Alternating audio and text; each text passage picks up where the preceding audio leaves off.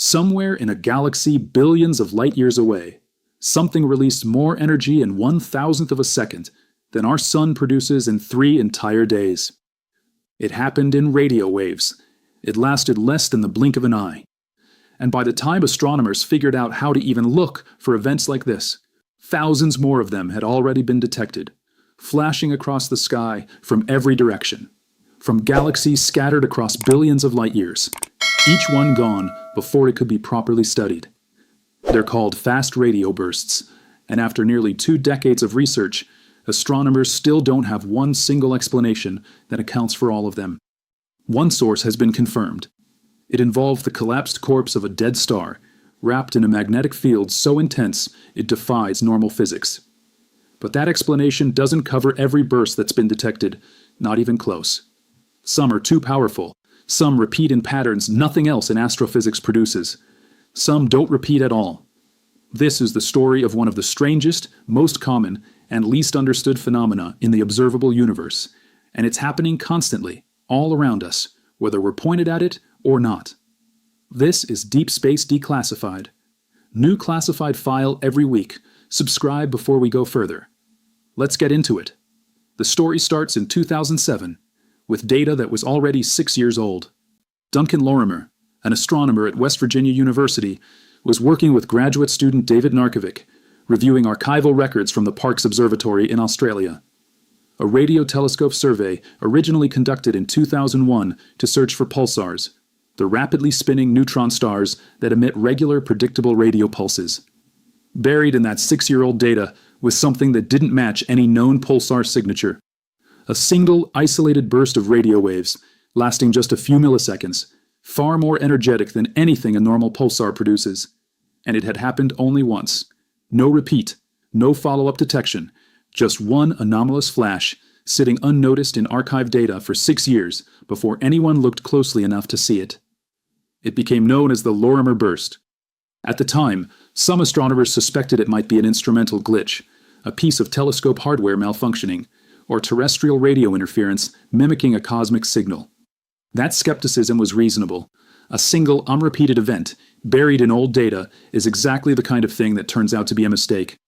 It wasn't a mistake. Over the following years, more of these bursts turned up in independent datasets, at other observatories, using different equipment. Each one shared the same basic signature, an extremely brief, extremely energetic pulse of radio waves, arriving from a direction outside our own galaxy. Astronomers had accidentally discovered an entirely new category of cosmic event. They just had almost no idea what was causing it. What makes the fast radio burst extraordinary isn't just that it's bright. It's the combination of how bright it is and how briefly it lasts. A typical fast radio burst releases, in a few milliseconds, an amount of energy comparable to what the sun produces over the course of days, sometimes longer. Concentrated into a fraction of a second, from a source that in most cases is not obviously connected to any object we can directly observe. Astronomers can tell these signals are coming from far outside our galaxy using a property called dispersion measure. As radio waves travel through space, they pass through free electrons scattered across interstellar and intergalactic space, and different wavelengths within the burst get delayed by different amounts depending on how much material they pass through. The greater the delay spread, the greater the distance the signal traveled through ionized gas. The dispersion measures recorded for most fast radio bursts are far higher than anything that could be explained by material inside our own galaxy. That told astronomers almost immediately that these events were not local. They were coming from other galaxies, in many cases, galaxies billions of light years away. That distance is what makes the energy numbers so extreme. To produce a signal detectable from Earth, from billions of light years away, in a burst lasting only milliseconds, requires an almost unimaginable concentration of energy released almost instantaneously. Very few known physical processes can do that. For years after the Lorimer burst, every fast radio burst detected shared one characteristic. Each one happened exactly once, and never again. That single event pattern pointed astronomers toward catastrophic explanations, something that destroys its source in the act of producing the burst. A collision, an explosion, an object that couldn't possibly produce a second signal, because whatever made the first one no longer existed afterward. Then in 2016, that assumption broke. A burst first detected in 2012 catalogued as FRB 1200-102, was found to repeat. Not once, dozens of times, from the exact same location in the sky over an extended period of observation. Whatever was producing FRB 1200-102 was still there, still intact, still capable of producing burst after burst. This ruled out purely catastrophic, one-time explosions for at least this source. Whatever it was, it had to be something that survives its own burst. A physical object or system capable of repeatedly releasing this kind of energy without being destroyed. Astronomers were eventually able to localize FRB 1200-102 precisely enough to identify its host galaxy, a small faint dwarf galaxy over 2 billion light-years away, actively forming stars. That gave researchers for the first time an actual astronomical environment to study, rather than just a signal with no traceable point of origin. It didn't solve the mystery, but it proved the mystery had at least two different flavors: bursts that happen once and bursts that repeat, and that any complete explanation for fast radio bursts would need to address both. The real turning point in scale came with a telescope purpose-built to catch these events by the hundreds. CHIME, the Canadian Hydrogen Intensity Mapping Experiment, began operating in 2018. Unlike traditional telescopes that point at a single target, CHIME has no moving parts. It uses a stationary array of massive, half-pipe-shaped radio reflectors to observe a huge swath of sky continuously as the Earth rotates beneath it, scanning for exactly this kind of brief, unpredictable signal. The results were immediate and overwhelming. Within its first year of full operation, CHIME detected more fast radio bursts than every previous telescope combined. It has since catalogued thousands of individual events, along with dozens of repeating sources, establishing that fast radio bursts are not a rare astrophysical curiosity. They are common. Estimates based on CHIME's detection rate suggest thousands of fast radio bursts may be occurring somewhere in the observable sky every single day. That volume of data did something important. It let astronomers study fast radio bursts statistically as a population, instead of chasing single, unrepeatable events. Patterns started to emerge. Some repeating sources showed periodic activity, bursting in cycles over weeks. Some events showed complex internal structure, with multiple subpulses inside a single burst. The diversity of behavior within the fast radio burst category kept growing, which made a single unifying explanation for all of them look less and less likely. Thousands of confirmed events, and still, for years, not one directly confirmed physical source. That changed in April 2020, and the source turned out to be much closer to home than any previous detection. A magnetar, a neutron star wrapped in a magnetic field trillions of times stronger than Earth's, sitting inside our own galaxy, roughly 30,000 light-years away, catalogued as SGR 1935 plus 2154, produced a burst of radio waves detected simultaneously by two different instruments, CHIME in Canada and STARE-2 in the United States. It was, by galactic standards, faint compared to the extragalactic bursts astronomers had been cataloging for over a decade. But it was unmistakably a fast radio burst, and for the first time, astronomers had a burst paired with a known, directly observed source.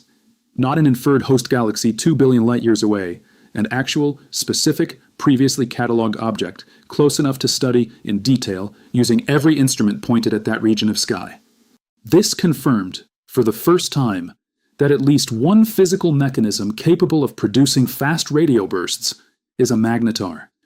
The almost impossibly extreme magnetic environment around a certain kind of dead star, where magnetic field lines can twist, snap, and release enormous bursts of energy in the form of radio waves. It was a genuine breakthrough. After 13 years of speculation, astronomers finally had direct, confirmed proof of one real source. The catch was in the details that came next. The magnetar explanation solved one fast radio burst. It did not solve fast radio bursts. The galactic magnetar event was significantly less energetic than most of the extragalactic bursts CHIME and other telescopes had already catalogued by the thousands. Some of the most powerful known fast radio bursts release energy on a scale that current magnetar models struggle to explain, even accounting for the most extreme magnetic field strengths theoretically possible. There's also the repetition problem. Some fast radio burst sources repeat on strict, almost clockwork periodic cycles, active for a stretch of days or weeks, then completely silent for a matching stretch, over and over. Others repeat constantly with no discernible pattern. Others have never repeated at all, despite years of continued monitoring of their exact location. A single magnetar behaving the same way every time doesn't naturally produce that range of behavior, which has led most researchers in the field toward a working hypothesis that isn't fully satisfying, but appears to be the most honest read of the data. Fast radio bursts are probably not one phenomenon. They're most likely a category, a shared observational signature produced by more than one distinct physical process, only one of which has been directly confirmed so far. That's an uncomfortable answer for a field that spent over a decade hoping for one clean explanation. But it's where the evidence currently points. While astronomers keep searching for the source, a separate group has found something genuinely useful hiding inside the mystery itself. Fast radio bursts turn out to be an extraordinary tool for measuring the universe. For decades, cosmologists had a puzzle called the missing baryon problem. Calculations based on the early universe predicted a certain total amount of ordinary matter, protons, neutrons, the stuff atoms are made of, that should exist in the cosmos. But when astronomers added up all the matter they could directly observe in stars, galaxies, and dense gas clouds, a significant fraction was missing. Not dark matter, ordinary matter that should have been detectable, just wasn't showing up anywhere astronomers were looking. The answer turned out to be diffuse, extremely low-density ionized gas, spread thinly through the vast spaces between galaxies, too sparse and too faint to detect directly with conventional telescopes. Fast radio bursts solve this indirectly, because the dispersion measure of a burst depends on exactly how much ionized gas its light passed through on the way to Earth, and because a burst's distance can often be independently confirmed by identifying its host galaxy, astronomers can use fast radio bursts as cosmic measuring tools, weighing the invisible gas between galaxies by how much it delays and disperses each burst signal. Using this method, astronomers have been able to account for the missing ordinary matter with startling precision, confirming that it's exactly where theoretical models predicted it should be, spread through the cosmic web connecting galaxies, just too diffuse to see directly. A mystery signal from an unknown source, it turns out, solved a completely separate cosmological mystery almost as a side effect. Solving where fast radio bursts come from, galaxy by galaxy, requires precisely locating each burst's point of origin, and that has become its own major research effort. Arrays like the Very Large Array in New Mexico and the Australian Square Kilometre Array Pathfinder are capable of combining signals from multiple antennas spread across large distances to pinpoint a burst's location in the sky with enough precision to identify its exact host galaxy, rather than just a general direction. What they've found complicates the story further. Fast radio bursts don't come exclusively from one type of galaxy. Some originate in small, actively star-forming dwarf galaxies, the kind of environment that produces young magnetars, consistent with the confirmed magnetar mechanism.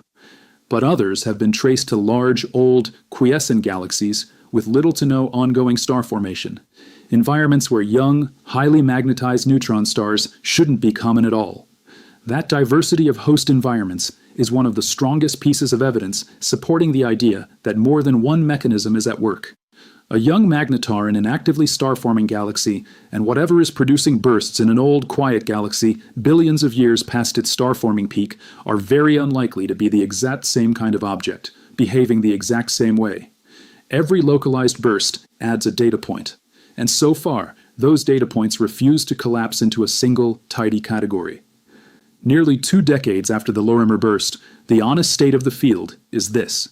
Astronomers have gone from one anomalous signal buried in archival data to a confirmed population of thousands of events, one directly confirmed source mechanism, several strong theoretical candidates for others, and a growing certainty that no single explanation covers everything they're seeing.